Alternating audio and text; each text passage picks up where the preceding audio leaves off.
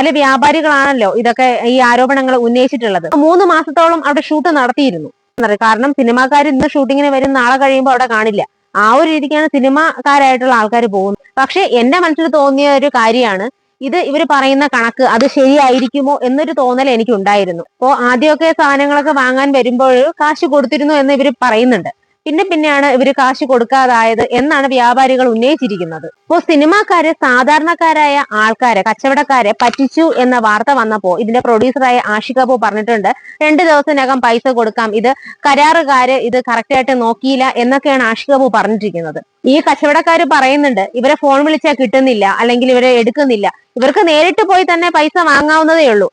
ഞാൻ ന്യൂസ് കണ്ടപ്പോ ഇവര് തന്നെയാണ് ഓരോന്നും അങ്ങോട്ട് പറഞ്ഞു കൊടുക്കുന്നത്, അല്ലെങ്കിൽ അവരെ കൊണ്ട് പറയിക്കുന്ന രീതിക്കാണ് ചോദ്യങ്ങൾ അങ്ങോട്ട് ഉന്നയിക്കുന്നത്.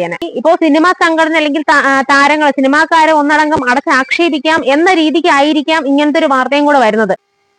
ഹായ്, ഹലോ, നമസ്കാരം. പുതിയൊരു വീഡിയോയിലേക്ക് ഏവർക്കും സ്വാഗതം.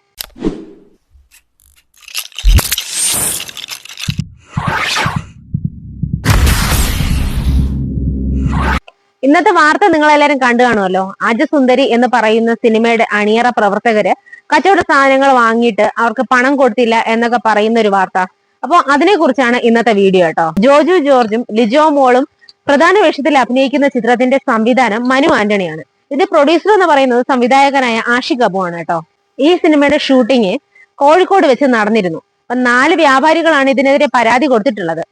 ഇപ്പോ കോഴിക്കോട് വിലങ്ങാട് എന്ന് പറയുന്ന സ്ഥലം തൊട്ടടുത്തുള്ള പരിസര പ്രദേശങ്ങളിലാണ് ഷൂട്ട് നടന്നിട്ടുണ്ടായിരുന്നത്. 3 മാസത്തോളം അവിടെ ഷൂട്ട് നടത്തിയിരുന്നു. അപ്പോ ആദ്യമൊക്കെ സാധനങ്ങളൊക്കെ വാങ്ങാൻ വരുമ്പോൾ കാശ് കൊടുത്തിരുന്നു എന്ന് ഇവർ പറയുന്നുണ്ട്. പിന്നെയാണ് ഇവര് കാശ് കൊടുക്കാതായത് എന്നാണ് വ്യാപാരികൾ ഉന്നയിച്ചിരിക്കുന്നത്. അപ്പോൾ പച്ചക്കറി കടയിലുള്ളവർക്ക് 54,000 രൂപ മാത്രമാണ് കൊടുക്കാനുള്ളത്. ബാക്കി പറയുന്നത് പാല്, ഗ്യാസ് എന്നിവയ്ക്ക് 46,000 രൂപയും തേങ്ങ, മറ്റ് ആവശ്യ സാധനങ്ങൾക്ക് 18,000 രൂപയും ഇറച്ചിയൊക്കെ വാങ്ങിച്ചതിന് 1 ലക്ഷം രൂപ കൊടുക്കാനുണ്ടായിരുന്നു, അതിൽ 30,000 രൂപ കൊടുത്തെന്ന് പറയുന്നുണ്ട്. അപ്പോ ഇവര് ആദ്യമൊക്കെ പൈസ കൊടുത്തു, അതിനുശേഷമാണ് കൊടുക്കാതായത് എന്നാണ് ഇവര് പറയുന്നത്. അപ്പോൾ സിനിമാക്കാര് സാധാരണക്കാരായ ആൾക്കാരെ, കച്ചവടക്കാരെ പറ്റിച്ചു എന്ന വാർത്ത വന്നപ്പോ ഇതിന്റെ പ്രൊഡ്യൂസറായ ആഷിക് കപൂർ പറഞ്ഞിട്ടുണ്ട്, 2 ദിവസത്തിനകം പൈസ കൊടുക്കാം, ഇത് കരാറുകാര് ഇത് കറക്റ്റ് ആയിട്ട് നോക്കിയില്ല എന്നൊക്കെയാണ് ആഷിക് കപൂർ പറഞ്ഞിരിക്കുന്നത്. പക്ഷെ എന്റെ മനസ്സിൽ തോന്നിയ ഒരു കാര്യമാണ്, ഇത് ഇവർ പറയുന്ന കണക്ക് അത് ശരിയായിരിക്കുമോ എന്നൊരു തോന്നൽ എനിക്കുണ്ടായിരുന്നു.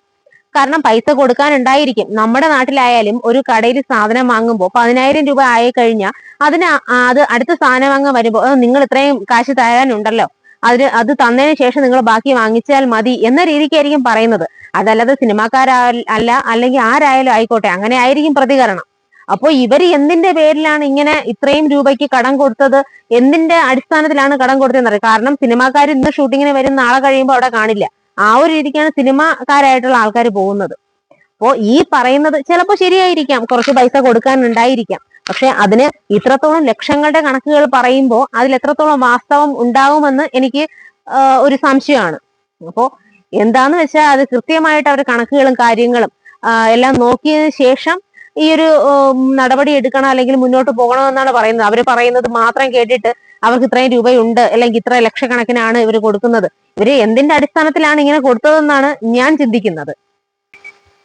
ഈ കച്ചവടക്കാര് പറയുന്നുണ്ട്, ഇവരെ ഫോൺ വിളിച്ചാൽ കിട്ടുന്നില്ല, അല്ലെങ്കിൽ ഇവരെ എടുക്കുന്നില്ല, ഇവർക്ക് നേരിട്ട് പോയി തന്നെ പൈസ വാങ്ങാവുന്നതേ ഉള്ളൂ. ഇത് മാധ്യമങ്ങളോട് അറിയിച്ച് ആ മാധ്യമക്കാര് വന്ന മാധ്യമങ്ങള് ഒരു വാർത്തയ്ക്ക് വേണ്ടി മാത്രമായിരിക്കാം ഇങ്ങനെ ചിന്തിക്കുന്നത്. കാരണം ഞാൻ ന്യൂസ് കണ്ടപ്പോ ഇവര് തന്നെയാണ് ഓരോന്നും അങ്ങോട്ട് പറഞ്ഞു കൊടുക്കുന്നത്, അല്ലെങ്കിൽ അവരെ കൊണ്ട് പറയിക്കുന്ന രീതിക്കാണ് ചോദ്യങ്ങൾ അങ്ങോട്ട് ഉന്നയിക്കുന്നത്. ഇപ്പോ താരസംഘടനയായ AMMA പല ഇഷ്യൂ നടക്കുന്നുണ്ട്. അപ്പോ അതുമായി ഇപ്പോ സിനിമാ സംഘടന അല്ലെങ്കിൽ താരങ്ങൾ, സിനിമാക്കാരെ ഒന്നടങ്കം അടച്ചാക്ഷേപിക്കാം എന്ന രീതിക്കായിരിക്കാം ഇങ്ങനത്തെ ഒരു വാർത്തയും കൂടെ വരുന്നത്. അതല്ലെങ്കിൽ ചിലപ്പോ ഈ സിനിമയ്ക്ക് വേണ്ടിയുള്ള ഒരു പ്രൊമോഷൻ ആയിരിക്കാം. അതെല്ലാം നമുക്ക് ചിന്തിക്കാവുന്നതല്ലേ ഉള്ളൂ. അപ്പോ എന്താണെന്നുള്ളത് നിങ്ങൾക്ക് തോന്നുന്ന അഭിപ്രായം നിങ്ങൾ കമന്റ് ചെയ്യൂ കേട്ടോ.